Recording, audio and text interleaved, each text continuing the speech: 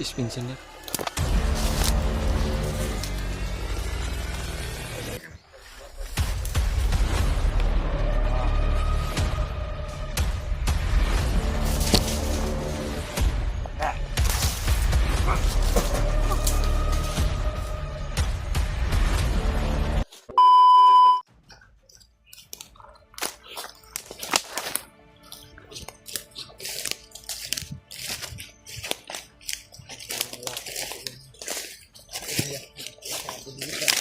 Oh, Brad, malapit na doon.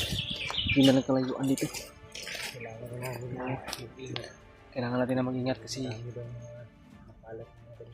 oh, ano mga naanan natin kanina. Patibong pala yan. Kailag kami doon sa mga patibong na ginagawa nila natin. Nalagay sila ng isang bandido. Akala namin. Yeah. Rutas siguro to.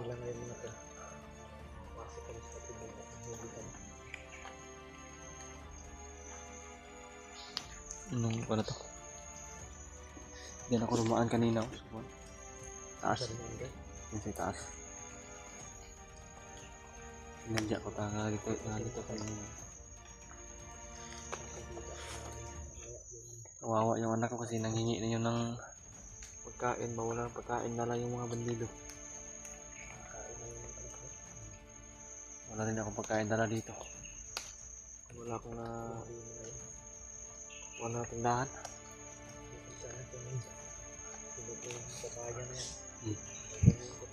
Papayas oh.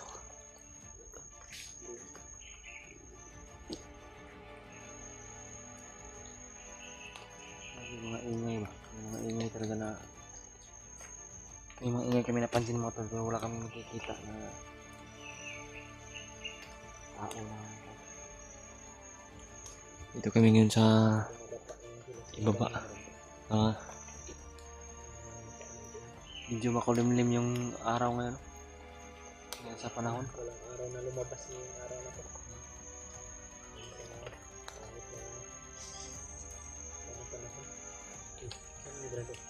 Ha? Uy.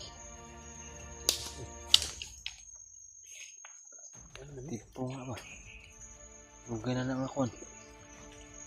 Oh? Ag. Tibong ng kuan, mga hayop. Mga laman gubat ba? Panghuli ng mga pagkain dito sa bundok. Kain sa bundok. Ay, kuan yung bayawak. Bayawak. Mga bayawak ba?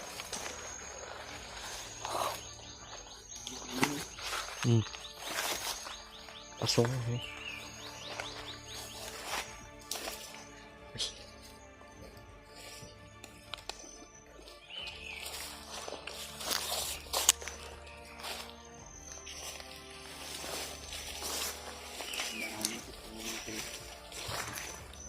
Bangin dyan mga tol.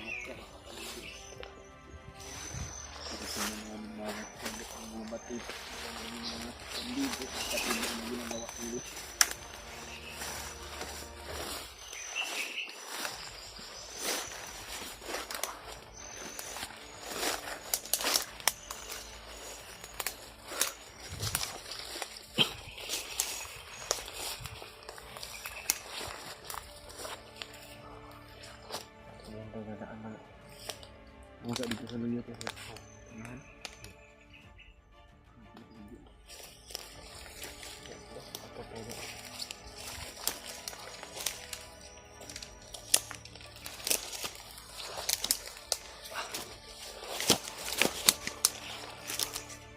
Ito lang yung mga to.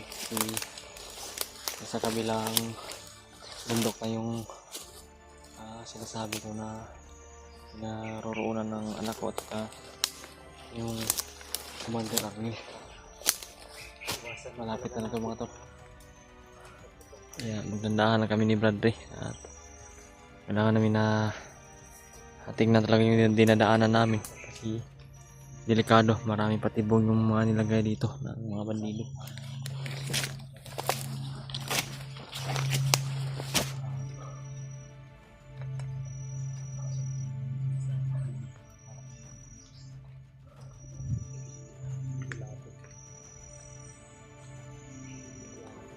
Yan o. Sana mga tol, pagpalain kami sa aming roroonan na ni Bradley. Para makasakali mo na malita sa amin yung anak ko. Magkababa kami, babalik kami agad para hanapin yung anak niya kung sakali na din namin makita ngayon. Saan talaga nilagay yung anak ni Bradley, babalikan namin agad.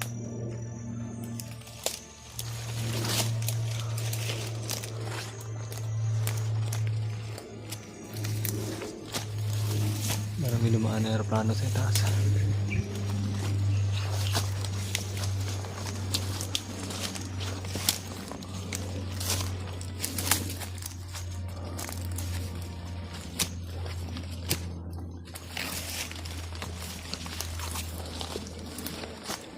Hanggang hindi kami gagawa ng putok. Para di mabulabog ba?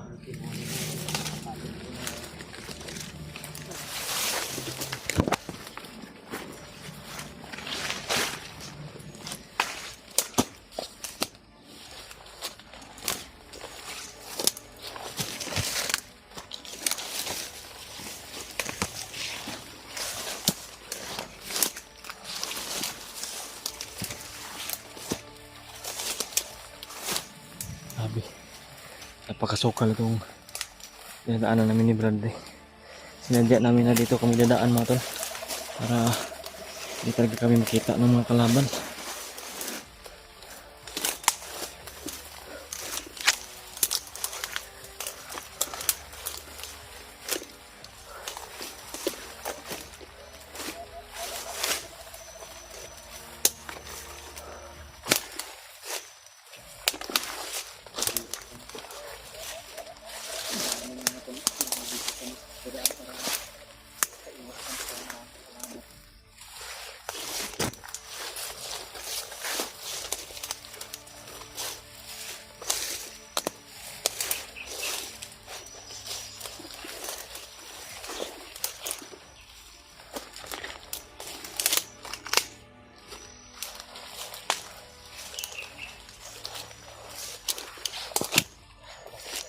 Yes. Tayo ba? Ang kaming pinakain mo ito. Ilang araw na talaga kaming walang Sarap na sana kumain ng kanin mga tol. walang sarap na kinakain. Yung kinakain namin mga laman gubat na lang. Ay, agil.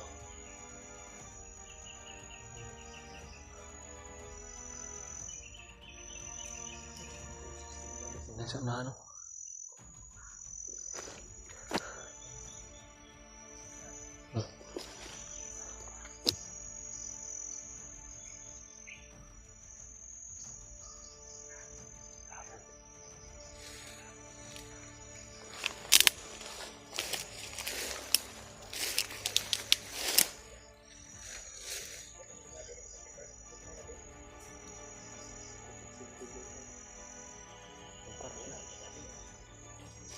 Buti Brad, hindi na natin ito paabutin doon.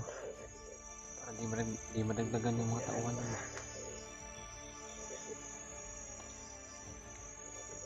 Binanggit na naman yung pangalan mo.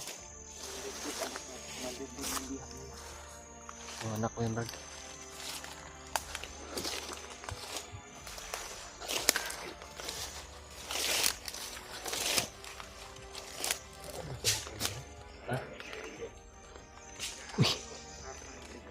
Yung kanina na nadaanan natin. Adik naman yung mga tawanan eh.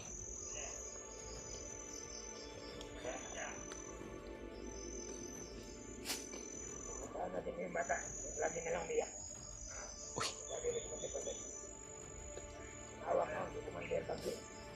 Uy.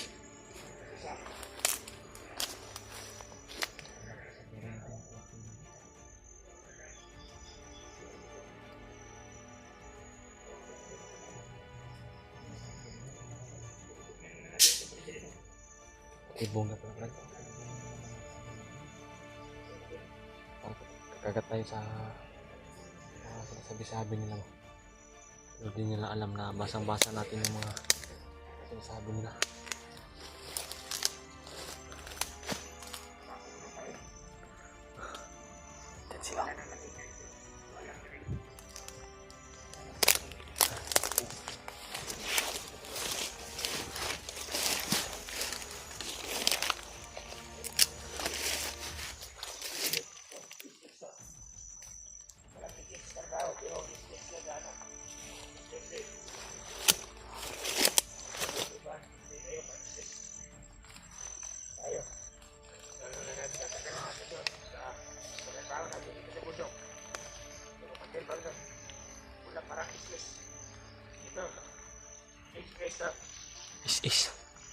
Is pensioner.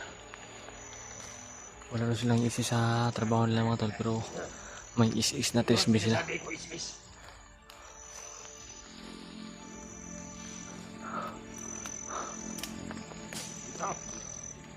Ang bulak-bulak sa kabilang mga lapit na yan.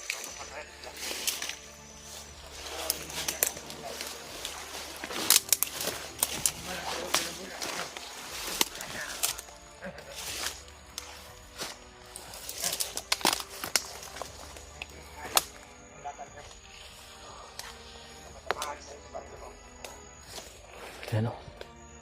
Tumitira ng is. Kami ang hawak dito, kami sila dito.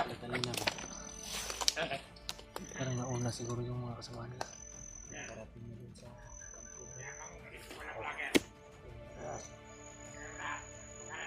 Kahit nandiyan sila, pagkaisip natin, wala tayong kinatatakutan dahil nandito na ang ating sikreto.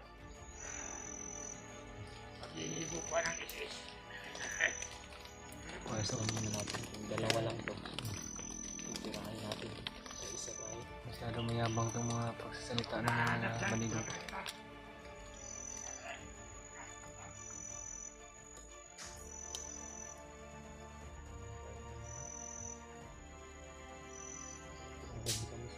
Malapit na talaga tayo sa kampo. Bakit yung isis na ito eh? Sabay na. Yan na.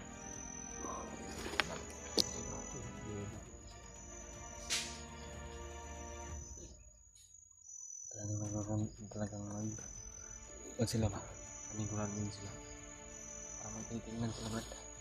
May mga patibong siguro dyan ba? May mga patibong siguro dyan. Lapit na lang tayo sa kampo, bali. Yan mga tol. Kaya malapit na kami sa kampo. Una yung bata, dinadalahin natin din sa ano.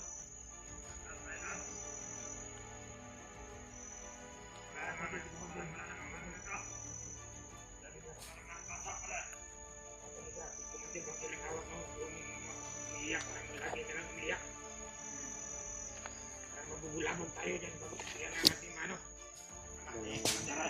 Hindi yan yung anak niya. Oo, laging ingay. Patayin natin ito, Brad. Magaling natin patayin. Marami pa mga sinasabi. Mahalata na Talaga yun. sa plano din yung pagsasalita nila ba.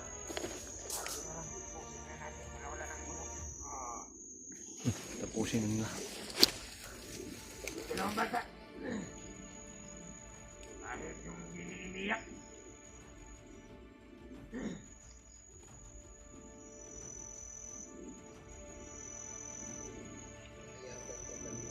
Mayabang yung mga pananalitan nila. Hindi nila alam yung parang hindi nila tayo kilala ba. Buti magpapakilala tayo, Brad. Tandaan natin ito. Dalawa na ito. Talaga yung mga kasamaan.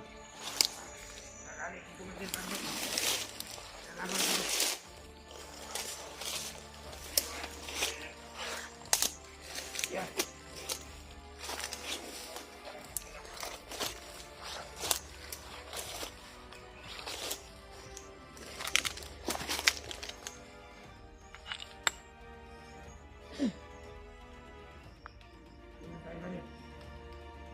Mamaya, lakad na tayo.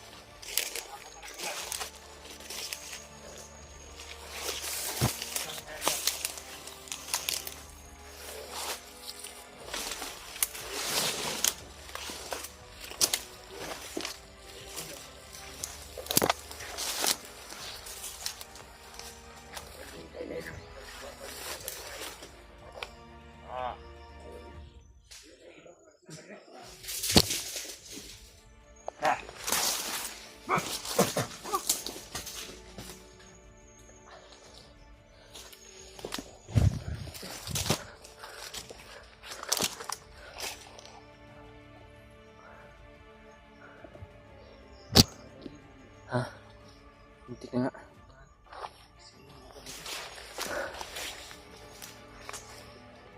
Baril nito. Sintado pa ito ba?